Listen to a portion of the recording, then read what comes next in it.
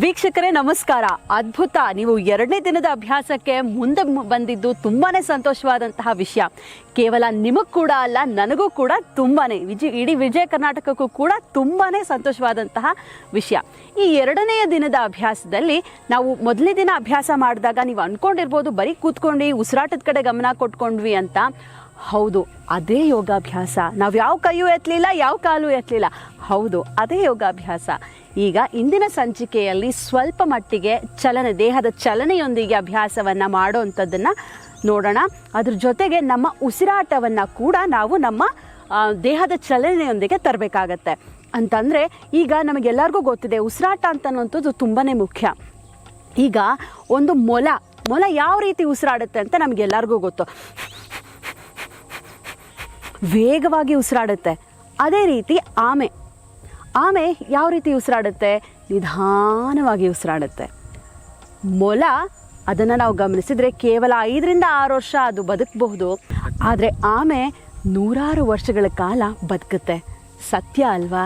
ಇದರೊಂದಿಗೆ ನಮಗೆ ಗೊತ್ತಾಗುತ್ತೆ ನಮ್ಮ ಉಸಿರಾಟ ಎಲ್ಲದರ ಮೇಲೆ ಪ್ರಭಾವ ಬೀರ್ತಾ ಹೋಗುತ್ತೆ ಅಂತ. ಆನೆ, ನಾಯಿ ವೇಗವಾದ ಉಸಿರಾಟ, ಕೇವಲ 12 ವರ್ಷದ ಬದುಕು. ಆನೆ 150 ವರ್ಷಗಳ ಆಯುಷು, ಅದರ ಜೊತೆಗೆ ನಿಧಾನವಾದ ಉಸಿರಾಟ.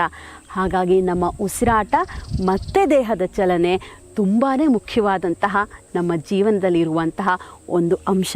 ಇದೆರಡನ್ನೂ ನಾವು ಎಷ್ಟು ಚೆನ್ನಾಗಿಟ್ಕೊಳ್ತೀವೋ ನಮ್ಮ ಪ್ರತಿಯೊಂದು ಕೆಲಸಗಳು ಕೂಡ ಅಷ್ಟೇ ಸರಾಗವಾಗಿ ಆಗ್ತಾ ಹೋಗ್ತವೆ. ಹಾಗಾಗಿಯೇ ಹಿರಿಯರು ಹೇಳಿದ್ದು, ಪ್ರತಿನಿತ್ಯ ಬೆಳಗ್ಗೆ ಯೋಗಾಭ್ಯಾಸವನ್ನು ಮಾಡಿ ಮುಂದಿನ ಕೆಲಸಗಳನ್ನು ಮಾಡ್ತಾ ಹೋಗಬೇಕು ಅಂತ. ಇಂದಿನ ಅಭ್ಯಾಸವನ್ನು ಖಂಡಿತವಾಗಿಯೂ ಶುರು ಮಾಡೋಣ. ಆಗಲೇ ಹೇಳಿದ ಹಾಗೆ ಉಸಿರಾಟದೊಂದಿಗೆ ಶುರು ಮಾಡೋಣ. ಮೊದಲನೇದಾಗಿ ಇದೇ ರೀತಿ ಸುಖಾಸನದಲ್ಲಿ ಕುಳಿತುಕೊಳ್ಳೋಣ. 2 ಕೈಗಳನ್ನು ಮುಂದಕ್ಕೆ ಚಾಚೋಣ.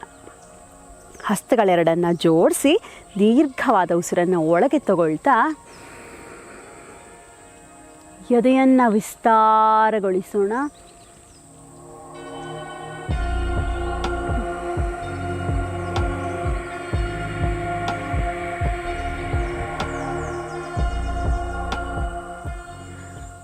ಉಸಿರನ್ನು ಸಂಪೂರ್ಣವಾಗಿ ಹೊರಗೆ ಹಾಕ್ತಾ 2 ಕೈಗಳು ಒಟ್ಟಿಗೆ.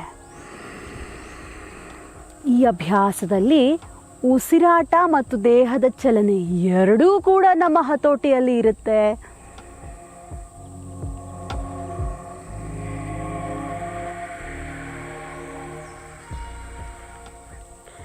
ಸಂಪೂರ್ಣವಾದ ವಿಶ್ರಾಂತಿಯೊಂದಿಗೆ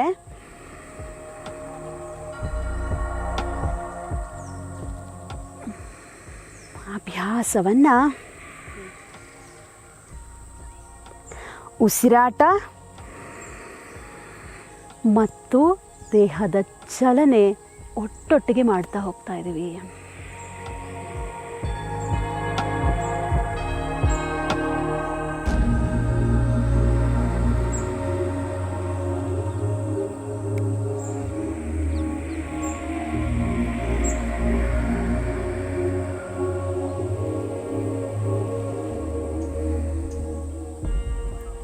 ವಿಶ್ರಾಂತಿ.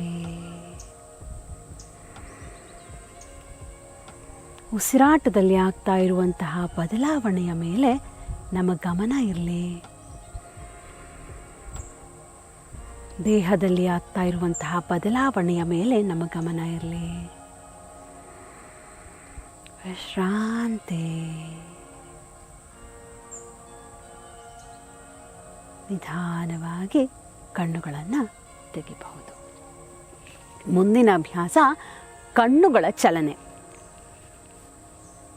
ಮೇಲೆ ಕೆಳಗೆ, ಮೇಲೆ ಕೆಳಗೆ, ಮೇಲೆ ಕೆಳಗೆ, ಮೇಲೆ ಕೆಳಗೆ, ಮೇಲೆ ಕೆಳಗೆ, ಮೇಲೆ ಕೆಳಗೆ, ಅಪ್ ಡೌನ್. ಸುಮಾರು 10 ಬಾರಿಯ ನಂತರ ಬಲ ಎಡ, right left, right left, right left, right left, right left, right, left, right, left. Very good. ನಿಧಾನವಾಗಿ ಕಣ್ಣುಗಳನ್ನು ಮುಚ್ಚಿ ಎರಡೂ ಹಸ್ತಗಳನ್ನು ಪರಸ್ಪರ ಘರ್ಷಣೆಯಾಗುವಂಥ ರೀತಿಯಲ್ಲಿ ಉಜ್ಜಿ ಶಾಖವು ಕೂಡ ಉತ್ಪತ್ತಿಯಾಗ್ತಾ ಹೋಗುತ್ತೆ. ಕಣ್ಣುಗಳು ಮುಚ್ಚಿರಲಿ. ಹಸ್ತಗಳೆರಡನ್ನು ನಮ್ಮ ಕಣ್ಣಿನ ಮೇಲೆ ತರೋಣ. ಕಣ್ಣಿನ ಗುಡ್ಡೆಗಳನ್ನು ಒತ್ತುವುದು ಬೇಡ. ಕಣ್ಣಿನ ಸುತ್ತಲೂ ಕತ್ತಲಿರಲಿ. ಬೆಳಕು ಬರೋದನ್ನು ತಡಿಬೇಕು. ಕಣ್ಣುಗಳನ್ನು ವಿಶ್ರಾಂತಿಗೊಳಿಸೋಣ.